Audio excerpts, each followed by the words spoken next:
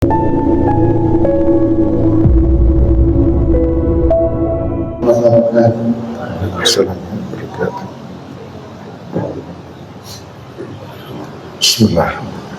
Assalamualaikum warahmatullahi wabarakatuh. Innal hamdalillah nahmaduhu wa nasta'inuhu wa nastaghfiruh wa na'udzu billahi min shururi anfusina wa min sayyiati a'malina. May yahdihillahu fala mudilla lahu wa may yudlil fala hadiya lahu. Asyhadu an la ilaha illallah wahdahu la syarika lahu wa asyhadu anna Muhammadan abduhu wa rasuluh la nabiyya ba'da.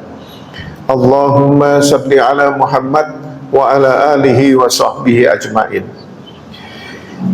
Ibu bapak jamaah kajian Ahad pagi Masjid Ar-Rahmah yang saya cintai, mari kita panjatkan puji syukur kehadirat Allah Subhanahu wa taala yang telah menakdirkan kita bisa hadir kembali di bumi pada hari ini, dan semoga kita bisa memanfaatkannya dengan sebaik-baiknya untuk pengabdian kepada Allah Subhanahu wa taala. Amin ya rabbal alamin. Salawat dan salam semoga tetap dilimpahkan pada junjungan kita Nabi besar Muhammad sallallahu alaihi wasallam yang telah menunjukkan pada kita jalan kebenaran, yakni al-Islam. Ibu bapak yang berbahagia, mengenal manusia ini ada dua jilid sebetulnya. Jilid satunya adalah mengenal manusia dari aspek fisiknya, kemudian yang jilid keduanya aspek non fisiknya. Nah, kenapa saya langsung ke aspek non fisik? Karena ini nanti sudah terintegrasi dengan fisik.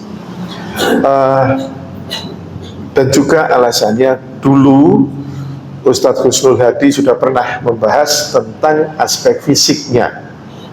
Jadi saya tidak ingin mengulang materi secara utuh apa yang disampaikan oleh Ustadz Husnul Hadi, tetapi nanti saya akan menyinggung sebagian hanya sekedar untuk mengingatkan. Kenapa kita perlu mengenal diri kita? Karena dengan mengenal diri kita, maka kita bisa menempatkan diri kita sebagaimana seharusnya di hadapan Allah Subhanahu wa taala. Juga di alam ini, di hadapan sesama makhluk. Ya, supaya kita bisa memahami itu. Kalau kita tidak mengenal diri kita, maka kita tidak bisa memposisikan kita dengan baik. Mungkin kita ingin jadi malaikat, padahal itu suatu hal yang berbeda antara malaikat dengan manusia, ya. Dan juga mungkin kita merasa aman-aman saja kalau kita seperti binatang misalnya, sebagaimana yang dilakukan oleh orang-orang Barat, itu mereka ingin kembali ke alam, jadi seperti binatang lagi.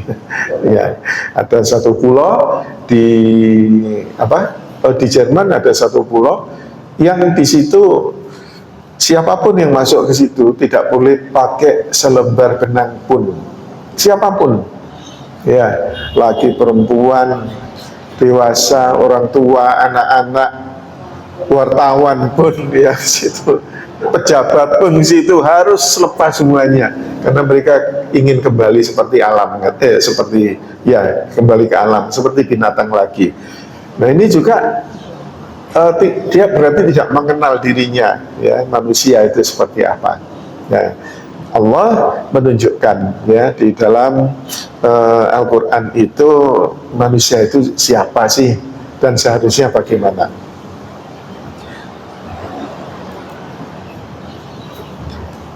Nah, ibu bapak yang berbahagia, selama ini yang kita pahami, ya, di dalam beberapa pengajian itu, manusia itu terdiri atas jasad dan ruh, ya. Jasad dan ruh saja itu biasanya yang dijelaskan. Jiwa itu bukan merupakan bagian dari bagian terpisah dari manusia, ya. Artinya bukan salah satu unsur dari manusia. Yang unsurnya itu ya ruh dan jasad, biasanya itu yang dijelaskan. Padahal jiwa dengan ruh itu adalah berbeda, ya, satu hal yang berbeda. Nah, sekarang kita ingin mereview dulu ya sebagian yang pernah dijelaskan oleh Ustadz Gus Hadi, unsur-unsur fisik manusia. Nah, unsur-unsur fisik manusia itu dijelaskan di sini di beberapa ayat ya. Pertama perlu dipahami dulu ayat ini. Hal ata 'alal insani hinum minad dahri lam yakun syai'am madhkura. Bukankah telah datang atas manusia satu waktu dari masa, sedang dia ketika itu belum merupakan sesuatu yang dapat disebut. Ya, surat Al-Insan ayat 1. Artinya, sebelum manusia diciptakan, sebelum kita diciptakan, itu Allah memberitahukan bahwa kita bukan apa-apa. Bukan apa-apa. Belum merupakan sesuatu yang dapat disebut. Kalau sudah ada titik saja, itu sudah bisa disebut. Ya. Titik saja sudah bisa disebut. Apa? Titik. Atau debu saja berarti sudah bisa disebut. Ya.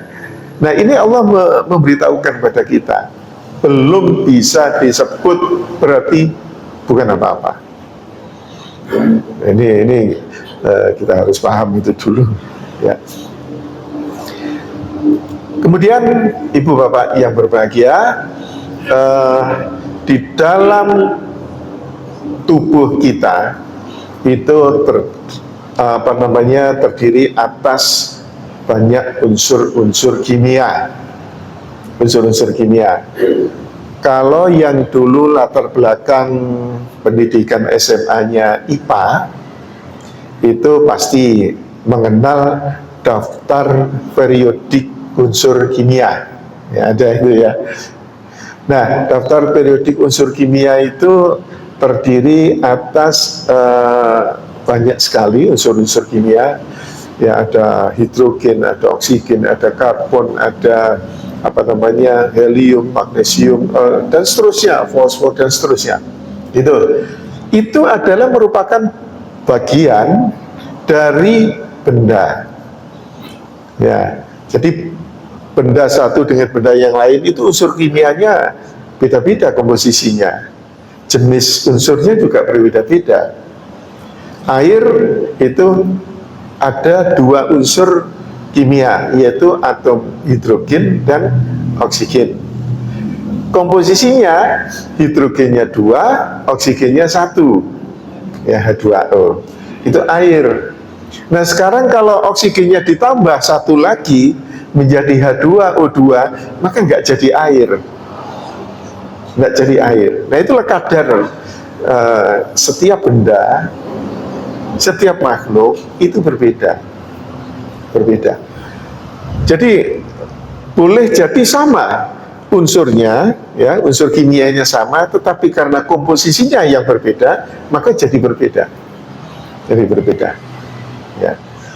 Nah, nanti kita akan melihat kalau di dalam agama Nasrani ya, di Bible itu hanya disebutkan manusia itu dibuat dari tanah, gitu ya, dari tanah, dari debu. Tidak dirinci, enggak ada rinciannya. Ya. Nah, sekarang di dalam Al-Quran itu jelas rinciannya. Ya. Dimana kalau pada ayat ini surat Nuh ayat 14 sampai 17, wa qad khalaqakum atwara. Ya. Padahal dia sesungguhnya telah menciptakan kamu dalam beberapa tingkatan kejadian. Jadi ada tingkatan kejadian proses terjadinya manusia itu. Dan di bagian akhir ayat 17-nya ya, wallahu ambatakum minal ardi nabata. Ya. Dan Allah menumbuhkan kamu dari tanah ardi di situ ya, dengan sebaik-baiknya. Jadi ini tanah ya secara umum, Jadi belum disebut secara spesifik tanah yang seperti apa. Nah, kemudian di dalam ayat ini surat As-Sajdah ayat 7 ya. Alladzi ahsana kulla syai'in khalaqahu ya. Alladzi ahsana kulla syai'in khalaqahu wa bada'a khalqal insani min tin. Ya. Jadi yang tadi al-ardi ya, sekarang disebut tin. Nah, ini sudah spesifik. Yang membuat segala sesuatu yang dia ciptakan sebaik-baiknya, dan yang memulai penciptaan manusia dari tin ya, tanah jenis tin. Nah, tanah jenis tin ini mengandung apa? Ya, jadi unsur kimianya yang banyak pada tanah jenis tin ini adalah hidrogenium, zat cair, hidrogenium. Nah, apakah hanya tin? Ya, unsur pembentuk manusia? Enggak, ada lagi turab. Ya, inna masala Isa indallahi kamasali Adam khalaqahu min turabin summa qala lahu kun fayakun. Sesungguhnya misal penciptaan Isa di sisi Allah adalah seperti penciptaan Adam. Allah menciptakan Adam dari tanah turab, ini jenisnya. Kemudian Allah berfirman kepadanya, jadilah seorang manusia, maka jadilah dia, kun fayakun. Nah, jenis turab ini ya, itu mengandung zat asli tanah. Ada manhan, ada magnesium, kalsium, kalium, silisium, plumbum, dan lain-lain.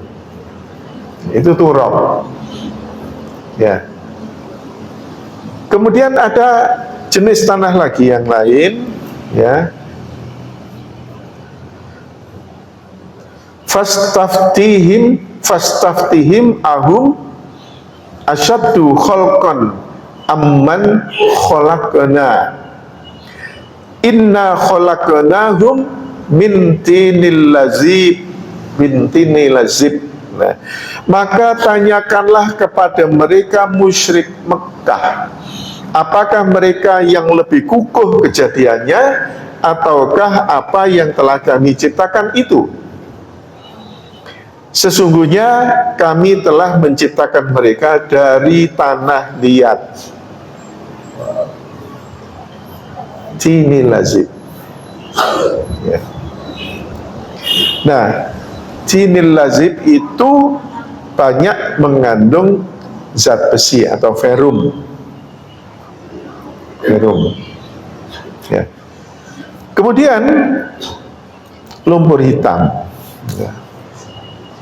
Walaqad khalaqnal insana min salsalim min hama'im masnun.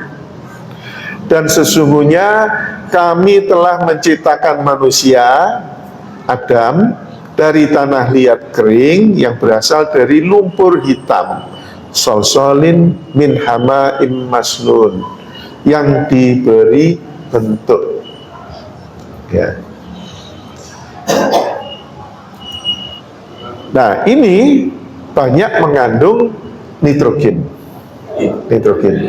ya. Kemudian khalaqal insana min salsalin kal fakhar. Dia menciptakan manusia dari tanah kering seperti tembikar. Salsalin kal fakhar, seperti tembikar. Ya. Tembikar itu gerabah. gerabah, tanah yang digunakan untuk membuat bejana, kemudian dibakar, ya, dibakar. Nah ini banyak mengandung oksigen dan karbon, ya, oksigen dan karbon. Kemudian yang ayat ini sama dengan yang sebelumnya, solsolin min hama'in masnun, ini adalah banyak mengandung nitrogen, ya, nitrogen. Tanah liat kering yang berasal dari lumpur hitam yang diberi bentuk solsolin min hama'in masnun, ya. Nah jadi inilah unsur-unsur fisik manusia itu, ya, unsur fisik manusia, jasad kita. Kalau dirangkum semuanya, ya kita mengandung hidrogen, ferum, nitrogen, oksigen, karbon, magnesium, manhan, kalium, kalsium, silisium, plumbum dan sebagainya, ya. Nah ini ternyata sama dengan komposisi sampah organik, ya, sampah organik, pupuk organik, ya, sama komposisinya. Jadi kita sama dengan sampah sebetulnya. Jadi jangan sombong. Sama dengan sampah, hanya proporsinya aja yang berbeda, ya, proporsinya. Tapi unsur-unsur kimianya sama, sehingga wujudnya menjadi berbeda. Tapi nanti kalau kita sudah mati, ya sama, jadi sampah organik lagi, ya, sama, ya. Nah itu Bapak yang berbahagia, itu sekilas, ya, review dari kajian tentang jasad. Nah sekarang jasad manusia, ada ruh manusia, ada jiwa manusia, ini merupakan unsur utama dari manusia. Nah kita lihat dulu jasad kita, ya. Surat Al-Anbiya ayat 8. Wa ma ja'alnahum jasadan la ya'kuluna ta'ama wa ma kanu khalidin. Dan tidaklah kami jadikan mereka tubuh-tubuh yang tiada memakan makanan, dan tidak pula mereka itu orang-orang yang kekal. Ya. Jadi tubuh kita, jasad kita memerlukan makanan, memerlukan asupan untuk tumbuh, untuk, ya, semakin besar, dan juga untuk mempertahankan supaya tetap hidup. Ya, makanannya apa? Ya, kalau kita di sini makan nasi, gitu yang paling banyak. Kalau di negara-negara barat makan roti, ya. Kalau di Maluku makan sagu, ya. Ya. Tiap daerah itu memiliki kekhasan masing-masing. Papua makan ubi-ubian, ya, dan sebagainya. Nah, agak belok sedikit, katanya sih, ya, di dalam nasi itu ada biusnya, gitu, yang membuat orang ngantuk. Jadi semakin banyak makan nasi, semakin ngantukan. Itu khas orang Indonesia, ya. Nah, Ibu Bapak yang berbahagia, jadi tubuh perlu makanan, dan semua makanan yang kita konsumsi ini yang berupa tumbuh-tumbuhan itu dari tanah asalnya, tumbuh dari tanah. Binatang yang kita makan, mereka juga makan dari tanah. Jadi semuanya bersumber dari tanah. Jadi memang jasad kita itu perlu makanan yang sumbernya juga dari tanah. Seleranya selera tanah, ya, selera tanah, gitu. Makanya kalau disuruh puasa kan berat. Suruh puasa berat karena itu tadi perlu makan. Kemudian, nah, jadi kalau kita lihat fisik kita itu ya seperti ini sebetulnya, ya, jasad kita itu ada keterangan macam-macam itu. Ini nggak perlu kita hafalkan, ya. yang wajib menghafalkan itu dokter. Nah, kita bukan dokter, tidak perlu menghafalkan itu. Rumit, jasad saja sudah serumit ini. Ini belum dibuka loh ya. Kalau dibuka lagi, wah banyak lagi di dalamnya. Buka lagi sarafnya dan sebagainya. Aduh, banyak sekali. Itu yang harus kita harus dihafal oleh seorang dokter. Tapi kita nggak perlu itu. Kita hanya perlu mengetahui saja bahwa kita itu rumit sekali, ya, rumit sekali. Itu jasad, ya.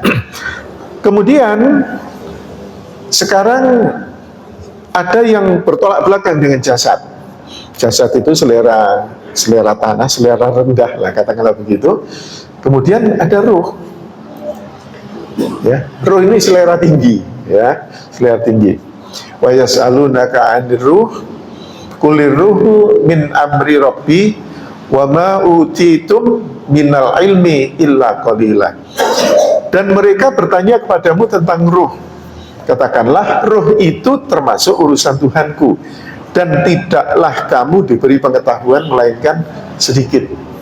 Ya. Seperti apa ruh? Ya, orang menggambarkan macam-macam sih. Ada yang menggambarkan seperti ini, ya, namanya menggambarkan ya boleh-boleh saja. Jadi ini ruh meninggalkan tubuhnya, ya, apakah seperti itu? Ya, wallahu a'lam. Karena kita tidak diberitahu secara detail, ya, ruh itu seperti apa.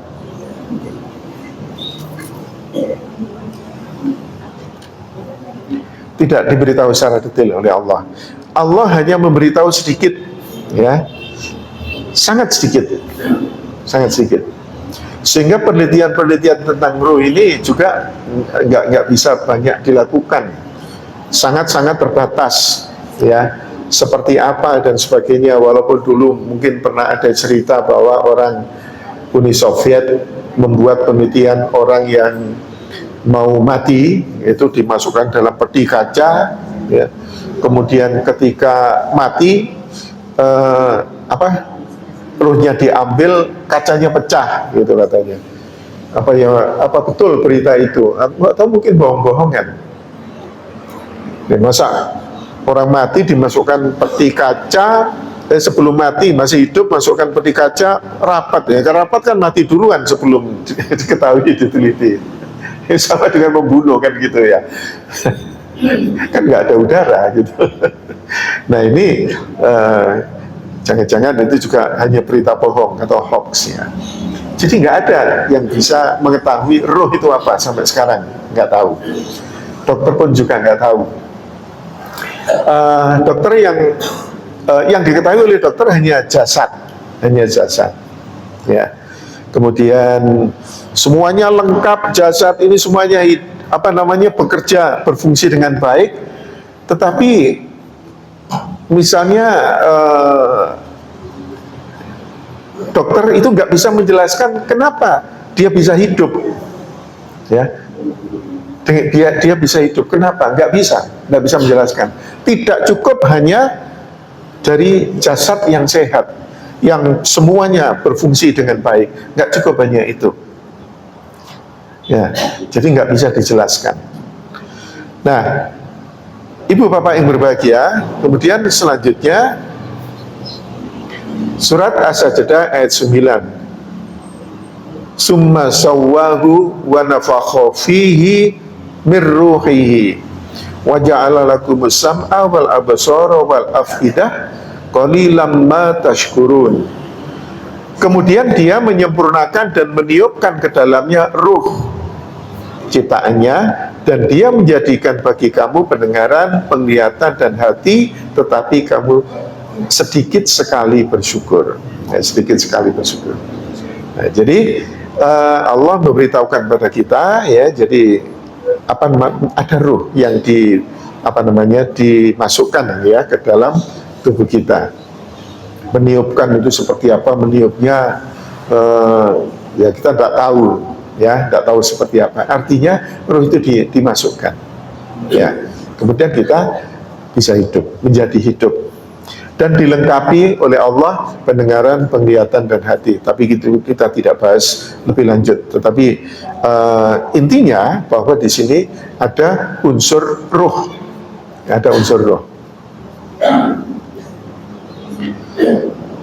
Dinukilkan dari Imam Ahmad bahwasanya ia berkata, apabila janin telah mencapai umur 4 bulan 10 hari, maka pada waktu yang 10 hari itu ditiupkan padanya ruh dan disolatkan atasnya bila janin tersebut gugur. Ya, jadi kalau sudah usia itu, maka cara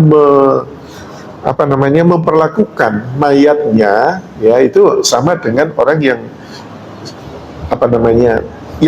manusia yang sudah lahir, sama, ya, disolatkan juga, perlakuannya sama. Nah, itu dua unsur. Jadi roh itu merupakan pemberian Allah secara melalui ditiupkan tadi, dan ini selalu ingin kembali kepada Allah. Kalau jasad ingin kembali ke tanah, kalau ruh ingin kembali pada Allah, ya seleranya selera tinggi gitu ya, selera tinggi. Jasad selera rendah, ya. Maka jelas karakternya berbeda, ya. Kemudian yang ketiga, jiwa. Wa idzan nufusu zuwijat. Dan apabila jiwa dipertemukan dengan tubuh, ya, an-nafs, jiwa, ya. Jadi roh ditiupkan ke tubuh, ke jasad, jiwa dipertemukan dengan tubuh. Nah, ini menjadi lengkap, ada 3 unsur, ya, tiga unsur. Nah, jiwa itu dalam surat Al-A'raf ayat 172, wa idza akhadha rabbuka min bani adama min zuhurihim dzurriyyatahum wa ashhadahum ala anfusihim alastu birabbikum qalu bala syahidana an taqulu yaumal qiyamah inna kunna an hadza ghafilin. Dan ingatlah ketika Tuhan mengeluarkan keturunan anak-anak Adam dari sulbi mereka, dan Allah mengambil kesaksian terhadap jiwa mereka seraya berfirman, bukankah aku ini Tuhanmu? Mereka menjawab, betul, engkau Tuhan kami menjadi saksi. Kami lakukan yang demikian itu agar di hari kiamat kamu tidak mengatakan, sesungguhnya kami Bani Adam adalah orang-orang yang lengah terhadap ini, yaitu keesaan Tuhan. Nah, jadi di jiwa kita itu diminta persaksiannya tentang Allah, ya, tentang Allah. Alastu birabbikum, bukankah aku ini Tuhanmu? Bala syahidana, betul engkau Tuhan kami menjadi saksi. Jadi jiwa yang dimintai persaksian. Ketika kita bersaksi, ya, maka berarti kita harus bertanggung jawab atas persaksian itu. Ya, sebagaimana kita kalau dalam satu organisasi pemilihan ketua, ya, kemudian ketua sudah terpilih, semua ketua dilantik, semuanya menyetujui, maka persetujuan itu mengikat sifatnya. Apapun kebijakan yang ditetapkan oleh pimpinan atau ketua, ya, dalam organisasi itu, ya tentu melalui proses musyawarah, maka mengikat sifatnya, harus diikuti, harus dilaksanakan oleh anggota organisasi. Ketika kita bersaksi bahwa Allah Tuhan kita, maka persaksian itu mengikat, ya. Kita harus bertanggung jawab terhadap persaksian itu. Apapun yang ditetapkan oleh Allah harus kita ikuti, kita laksanakan. Ya, jiwa yang dimintai, bukan jasad yang mempertanggungjawabkan, bukan ruh yang mempertanggungjawabkan, tapi jiwa. Ya. Kemudian jamaah yang berbahagia, wa nafsi wa ma sawwaha, ya, surat Asy-Syams ayat 7 sampai 10 ya. Fa'alhamaha fujuraha wa taqwaha. Qad aflaha man zakkaha wa qad khaba man dassaha. Dan jiwa serta penyempurnaannya, ciptaannya, maka Allah mengilhamkan kepada jiwa itu jalan kefasikan dan ketakwaannya. Sungguh beruntunglah orang yang menyucikan jiwa itu, dan sungguh merugilah orang yang mengotorinya. Ya. Jadi pada jiwa ini diberi dua potensi. Potensi untuk fasik, potensi untuk takwa. Maka tergantung jiwa itu mau mengikuti jalan fasik ataukah jalan takwa. Gitu. Tentu takwa yang kita inginkan ya. Karena apa? Kalau kita mengikuti jalan takwa, maka kita beruntung ya. Tapi kalau kita mengikuti jalan fasik, maka rugi. Ruginya ya penyesalan berkepanjangan ya. Lagi-lagi yang dimintai pertanggungjawaban jiwa, bukan jasad, bukan roh. Kemudian surat Az-Zumar ayat 42, Allahu yatawaffal anfusa hina mautiha wallati lam tamut fi manamiha, ya, dan seterusnya. Allah memegang jiwa orang ketika matinya dan memegang jiwa orang yang belum mati di waktu tidurnya. Maka dia tahanlah jiwa orang yang telah dia tetapkan kematiannya, dan dia melepaskan jiwa yang lain sampai waktu yang ditetapkan. Sungguh pada yang demikian itu terdapat tanda-tanda kekuasaan Allah bagi kaum yang berpikir. Nah, jadi jiwa itu diambil oleh Allah ya, ketika orang tidur itu diambil oleh Allah. Roh tetap ada, yang diambil jiwanya. Roh tetap ada pada jasad itu. Kalau orang ini belum waktunya mati, jiwanya dikembalikan, nanti baru bangun. Tapi kalau sudah waktunya mati, ya sudah diambil semuanya oleh Allah, nggak dikembalikan, sudah matilah dia. Ya, mati dia. Ya.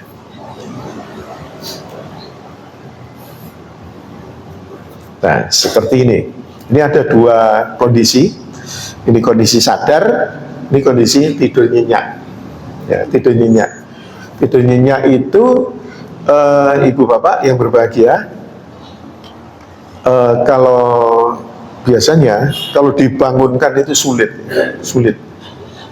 Kalau kita punya, kalau sudah seusia kita sih biasanya gampang ya, gampang bangun. Kalau masih anak-anak remaja, bahkan mahasiswa pun itu, kalau sudah tidurnya sangat nyenyak, dibangunkan seringkali sulit. Digoyang-goyang pun juga tetap sulit, ya, tetap sulit. Nah, itu kondisinya jiwanya masih dipegang oleh Allah, belum dikembalikan. Nah, jadi kalau saya gambarkan itu seperti ini.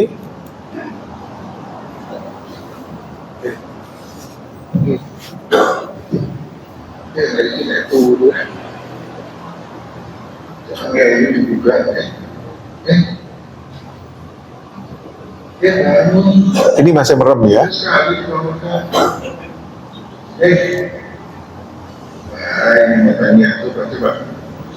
Kemudian matanya dibuka, ya. Nah, matanya dibuka.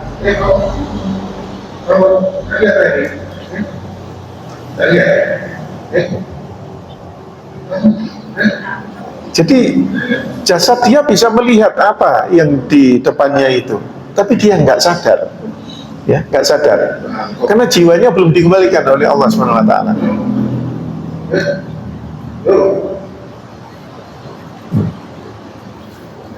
Jadi nggak bereaksi, ya, nggak bereaksi. Bisa melihat tapi dia tidak merespon apa yang dilihatnya itu. Bahkan ketika dibangunkan nanti, ketika sudah jiwanya dikembalikan, dia bangun, ditanya, tadi malam atau tadi ya katakanlah, kamu lihat apa? Dia nggak ingat. Tapi sebetulnya jasadnya bisa melihat. Ya matanya bisa melihat, tapi nggak merespon apapun. Nah itu jasad. Ya, jiwanya belum dikembalikan. Beda dengan yang dalam keadaan sadar penuh, itu lengkap, jasad ada, ruh ada, jiwa ada. Ya, maka dia bisa merespon. Ya, untuk melihat kucing ini aja, merespon itu kita.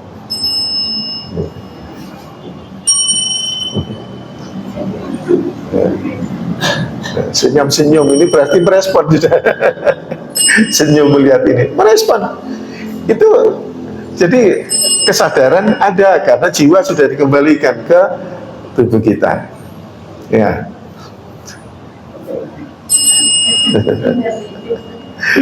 Ini nakal ini. Filmnya tempatnya yang dipakai.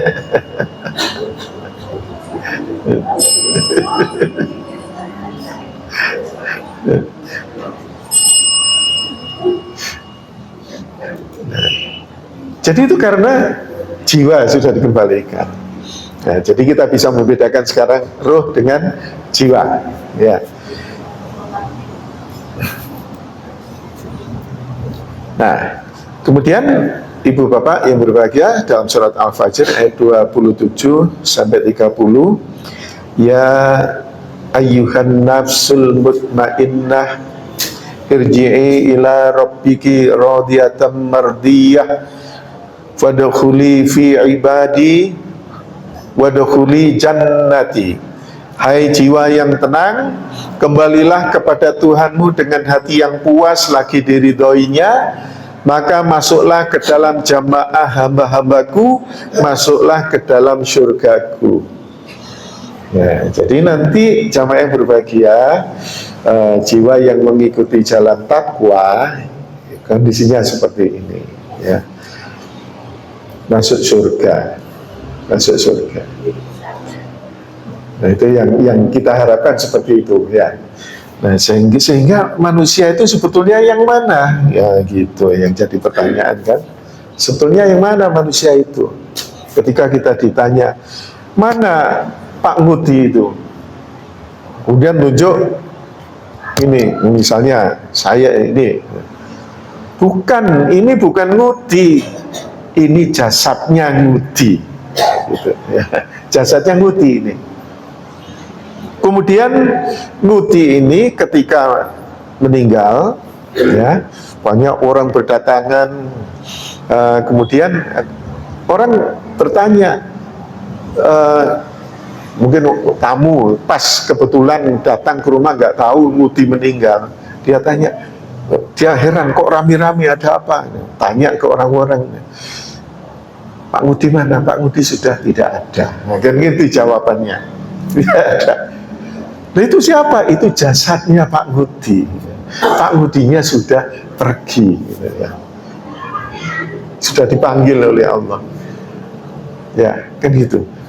Lalu ditanya lebih lanjut, apa yang diambil oleh Allah? Apa roh itu yang dimaksud Ngudi? Bukan. Roh itu adalah rohnya Ngudi. Nah, gitu. Rohnya Ngudi.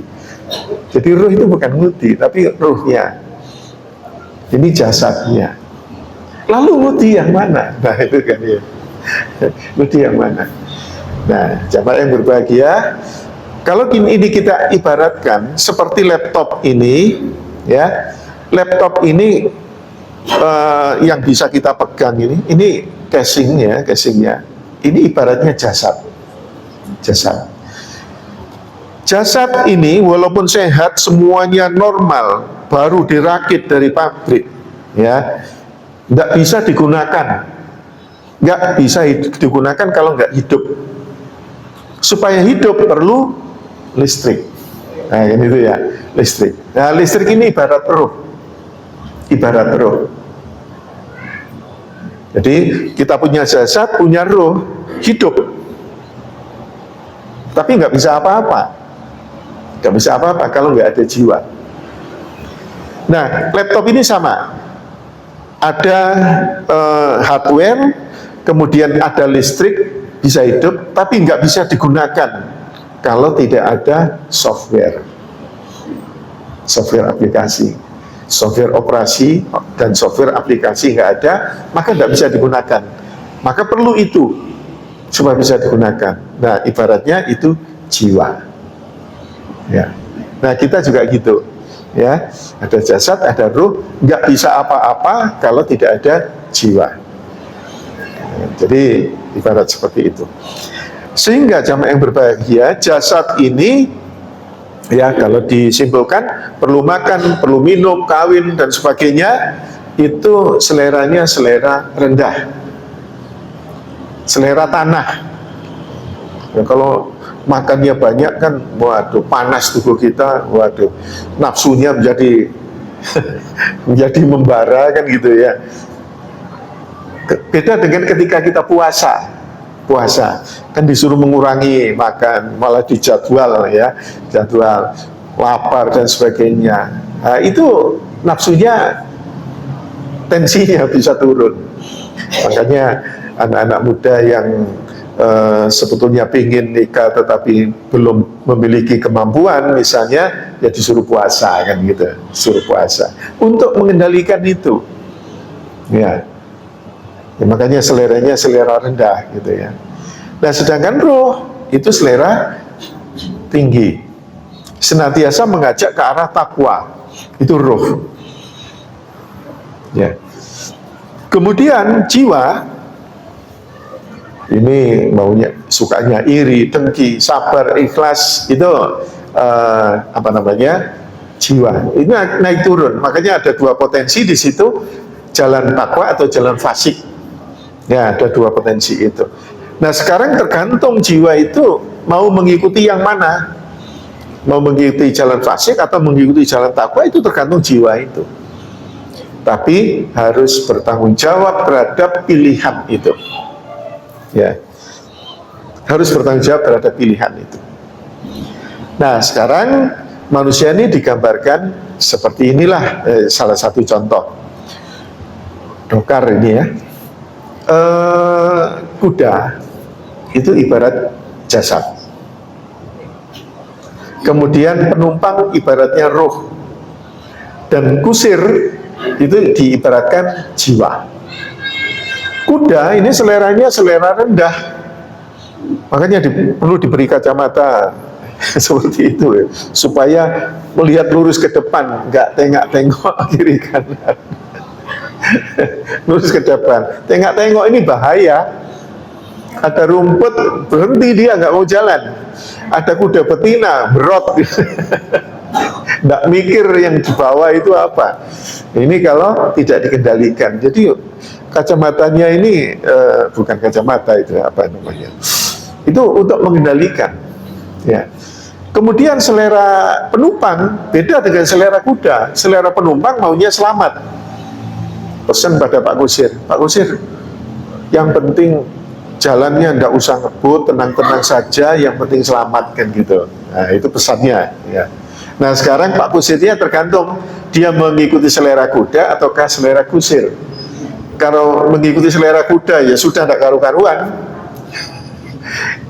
Kalau mengikuti selera penumpang ya selamat. Ya, jadi ibaratnya itu jiwa. Jiwa itu ya kita itu, gitu. Kita itu jiwa ini. Nah, kemudian bagaimana sekarang jika kudanya tidak terkendali, ya tidak terkendali atau susah dikendalikan? Ini kok ya pas saya menemukan video yang menarik, gitu ya, untuk menggambarkan itu. Nah, ini apa namanya, kuda yang tak terkendali karena kusirnya tidak ada.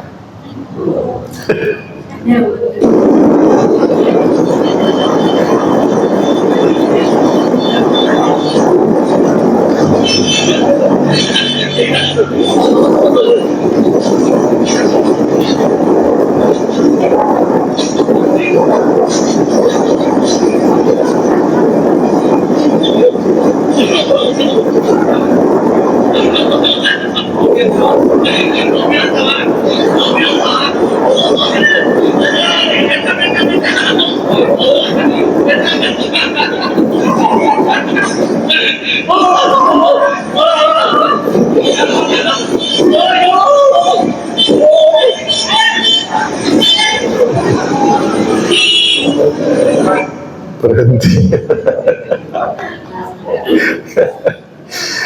Nah, itu kalau jasad, ya, ibaratnya kalau jasad kita tidak terkendali, rusak sudah. Rusak. Jadi yang menjadi pengendali di sini adalah jiwa kita, ya, jiwa kita. Mengikuti jalan fasik atau jalan takwa itu tergantung jiwa kita. Jadi Allah memberikan rambu-rambu, memberikan petunjuk mana yang harus kita lakukan, mana yang tidak boleh kita lakukan, ya, bagaimana cara mengendalikan ego kita dan sebagainya. Itu Allah memberi petunjuk semuanya itu. Bagaimana mengatur masyarakat, Allah memberikan petunjuk. Bagaimana berpolitik, Allah memberi petunjuk. Semuanya diatur oleh Allah SWT. Ya. Nah, maka petunjuk ini ya harus kita ikuti. Siapa yang harus mengikuti? Jiwa. Dan jiwa ini sebagai pengambil keputusan dan harus bertanggung jawab atas keputusan yang diambil. Harus bertanggung jawab. Gak boleh menyalahkan siapapun. Ya, nanti kita masing-masing bertanggung jawab pada Allah atas semua tindakan itu sebagai konsekuensi dari keputusan yang kita ambil. Masuk surga ataukah masuk neraka, ya sudah, tanggung jawab kita masing-masing.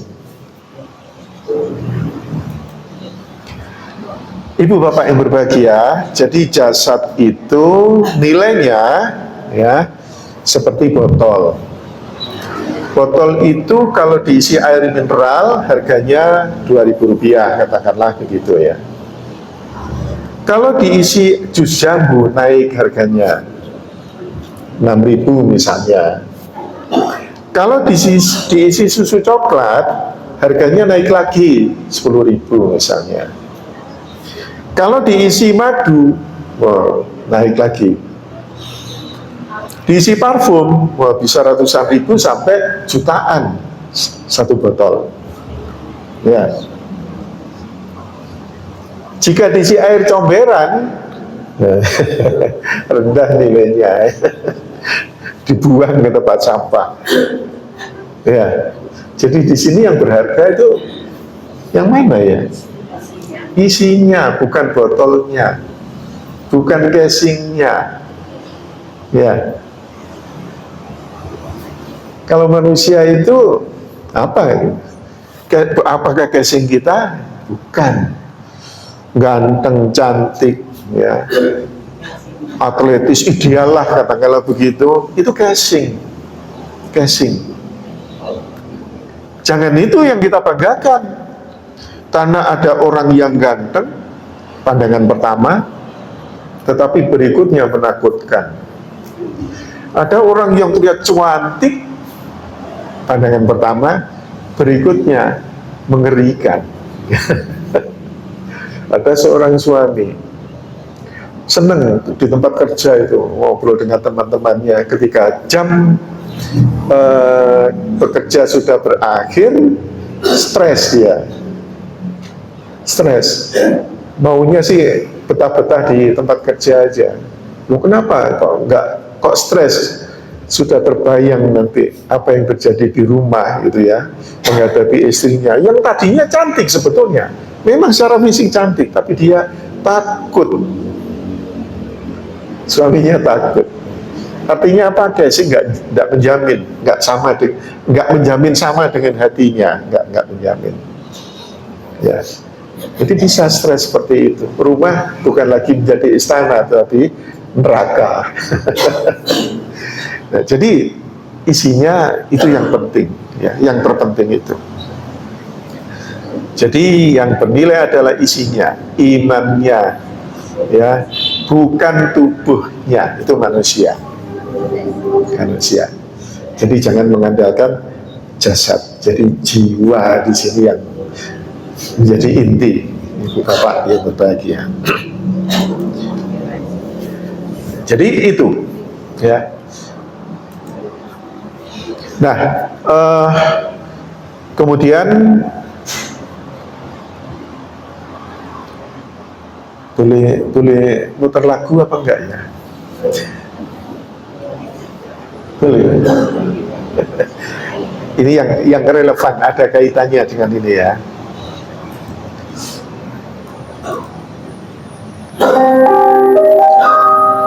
Lagunya Opik.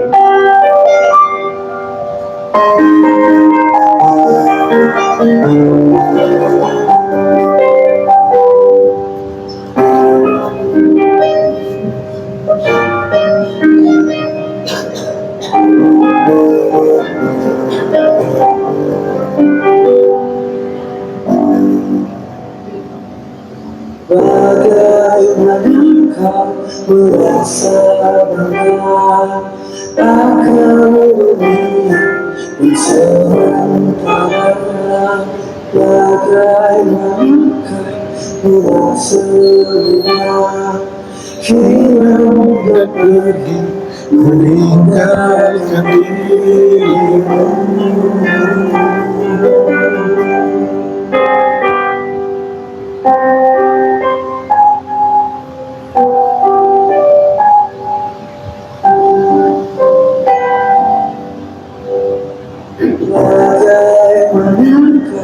Dengan saatnya waktu berhenti, kau sadari masih ada celah kini untuk kembali mengulang masa lalu.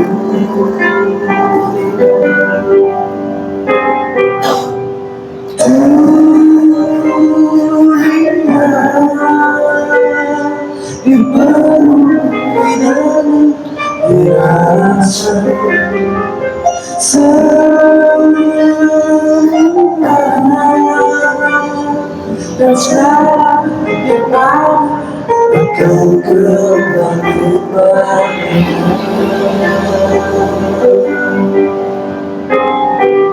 bila waktu telah memanggil, teman sejati hanyalah apabila waktu telah terhenti, teman sejati tinggallah sepi.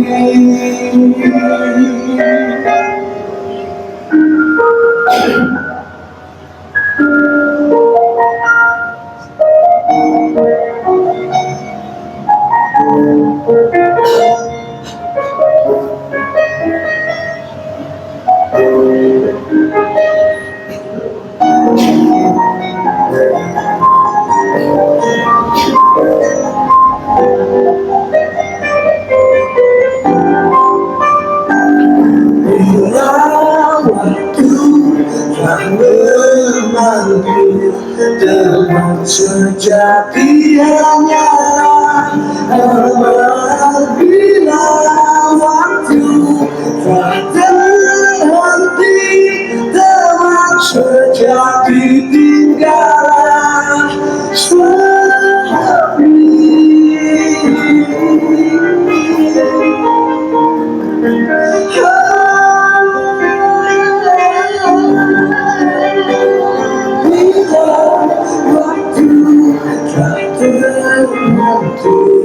Teman sejati tinggallah sepi.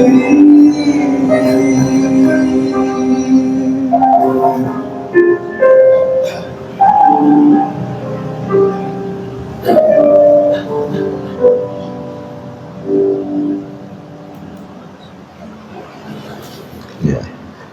Jadi jangan banggakan jasad kita, tapi mari kita fokus pada jiwa. Jiwa adalah kita. Jiwa adalah manusia yang harus bertanggung jawab atas pilihannya, bertanggung jawab atas keputusannya di hadapan Allah Subhanahu wa taala. Ibu bapak yang berbahagia, saya kira ini yang bisa saya sampaikan. Masih ada waktu untuk tanya jawab. Monggo. Terima kasih atas materi yang disampaikan. Silakan bapak-bapak yang mau bertanya. Assalamualaikum warahmatullahi wabarakatuh. Waalaikumsalam warahmatullahi wabarakatuh. Terima kasih Pak Ustaz atas waktu dan kesempatannya. Materi yang disampaikan tadi sangat menarik sekali bagi kami khususnya Pak Ustaz, terkait dengan penciptaan manusia oleh Roh yang Maha Kuasa, di mana di situ ada unsur penciptaan manusia itu dari roh, jasad dan jiwa Pak Ustaz. Nah, tadi disampaikan bahwa roh itu akan kembali ke pencipta Allah Subhanahu wa taala, jasad kembali ke tanah, hancur dimakan ular. Nah, sedangkan jiwa itu kembali ke mana Pak Ustaz? Karena tadi disampaikan pada saat manusia itu jiwa yang dilakukan oleh Allah sebelum masanya berakhir. Nah, pada saat roh dan jiwa itu sudah tidak bisa dikembalikan ke jasad, nah itu tinggal oleh roh jiwa itu Pak Ustaz. Nah, kemudian saya juga membaca di dalam surat di Al-Quran di surat Ghafir ayat 57, di mana Allah berfirman bahwa penciptaan Nabi itu jauh lebih rumit dibanding dengan penciptaan manusia. Mohon penjelasan bila cepat. Terima kasih atas waktunya. Wassalamualaikum warahmatullahi wabarakatuh. Waalaikumsalam warahmatullahi wabarakatuh. Roh dan jiwa itu orang Jawa biasanya menyebut, ya, keduanya itu menyebut sebagai nyawa. Nyawa itu ada dua unsur, yaitu roh dan jiwa. Nah, ketika orang mati itu sudah diambil oleh Allah, dipegang gitu ya, tidak dikembalikan lagi, ya, ditempatkan yang disebut alam barzah itu. Nah, kita menunggu di situ sampai hari akhir nanti. Nah, sekarang dalam surat Al-Ghafir tadi disebutkan bahwa penciptaan langit dan bumi itu jauh lebih besar, lebih rumit daripada penciptaan manusia. Nah, penciptaan manusia saja itu sudah begitu rumitnya, apalagi alam semesta itu ternyata jauh lebih rumit, ya, lebih besar. Kalau kita memahami rumit itu adalah rincian, ya, berupa rincian unsur-unsurnya, ya, manusia aja sudah seperti itu, maka berarti rincian unsur-unsur alam semesta ini jauh lebih banyak lagi, karena manusia juga bagian dari alam semesta, Bagaimana Allah menciptakan binatang, bagaimana Allah menciptakan tumbuh-tumbuhan. Tumbuh-tumbuhan aja macamnya sudah nggak terhitung, binatang macamnya juga nggak terhitung, jenisnya nggak terhitung, jumlahnya nggak terhitung. Kemudian bagaimana air, bagaimana juga mineral-mineral yang ada di alam ini, kemudian benda-benda padat dan sebagainya. Maka dari perbandingan itu aja sudah bisa digambarkan betapa, ya, sangat rumitnya. Jadi jauh lebih rumit, jauh lebih besar daripada penciptaan manusia. Nah, ini ayat itu disampaikan oleh Allah kepada kita itu untuk memberikan gambaran kepada kita, jangan kita bangga dengan manusia, ya. Walaupun dengan memahami manusia, kalau kita mengurai secara rinci bagaimana saraf kita, bagaimana pembuluh darah kita kalau disambung-sambung itu berapa ribu kilometer peredaran darah kita itu, ya. Jadi renungan-renungan semacam itu seharusnya bisa menjadikan kita semakin mengakui kebesaran Allah. dan semakin besar nikmat yang diberikan oleh Allah kepada kita. Dan tidak ada kata lain kecuali kita bersyukur pada Allah. Wa ita'adzana rabbukum la in syakartum la azidannakum wa la in kafartum inna adzabi lasyadid. Ya. Surat Ibrahim ayat 7. Jadi ya, syukur itu menjadi kewajiban, nggak ada kata lain. Syukur itu. Dan janji Allah, ketika kita bersyukur maka Allah akan menambah nikmat. Tetapi ketika kita kufur, memungfuri nikmat Allah, ya, tidak mengakui nikmat Allah, maka kita menjadi kufur. Seperti mata uang, hanya ada dua sisi, sisi yang satu angka, sisi yang satu gambar. Nggak ada sisi yang ketiga, nggak ada.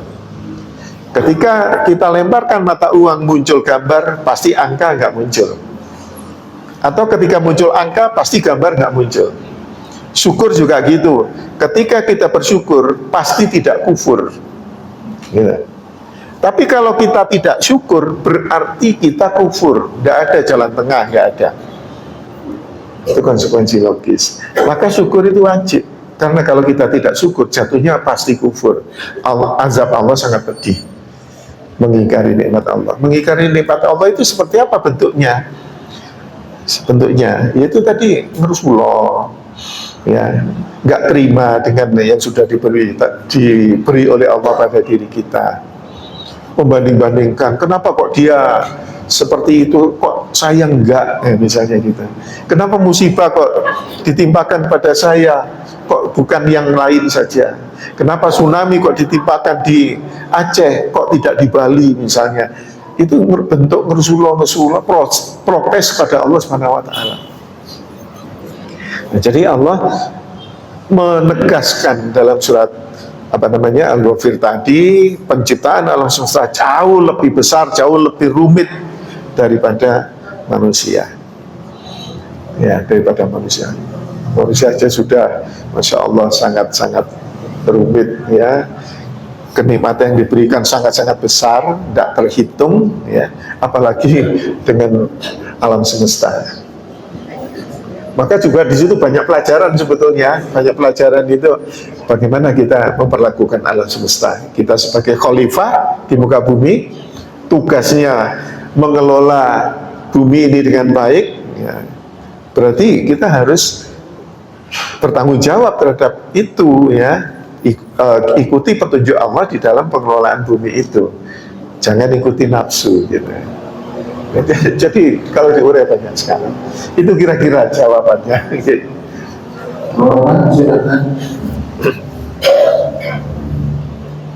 Ibu-ibu ada? Ibu silakan.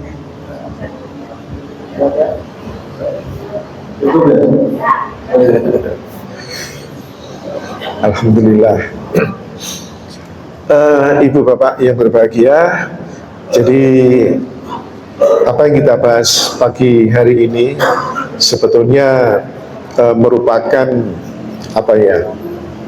Ya, terkait dengan akidah, ya, terkait dengan akidah, bagaimana kita mentauhidkan Allah dengan cara mengikuti apa yang difirmankan di dalam surat Ali Imran ayat 190 dan 191, inna fi khalqis samawati wal ard wa ikhtilafil laili wan nahari la ayatin li ulil albab alladzina yadhkuruna Allaha qiyaman wa qu'udan wa 'ala junubihim wa yatafakkaruna fi khalqis samawati wal ard rabbana ma khalaqta hadza batila subhanaka faqina adzabannar. Ya. Jadi pada kedua ayat itu ulil albab itu adalah orang yang senantiasa berpikir, merenung, ya, tentang penciptaan langit dan bumi. Ciptaan langit dan bumi itu bukan sekedar hanya terjadinya awal penciptaan bumi, Big Bang itu bukan sekedar itu, tetapi semua proses fenomena yang terjadi di bumi, di alam semesta, seterusnya sampai kiamat nanti, itu harus kita jadikan sebagai bahan renungan untuk zikir, untuk mengingat Allah, ya, untuk ingat Allah. Nah, ini bagian dari itu, bagian dari zikir. Ya, jadi dengan kita mengkaji yang terkait dengan tubuh kita, tentang jiwa kita, ini adalah bagian dari tugas sebagai ulil albab ya, untuk merenungkan ciptaan Allah ini. Sampai pada simpulan Rabbana ma khalaqta hadza batila subhanaka faqina adzabannar.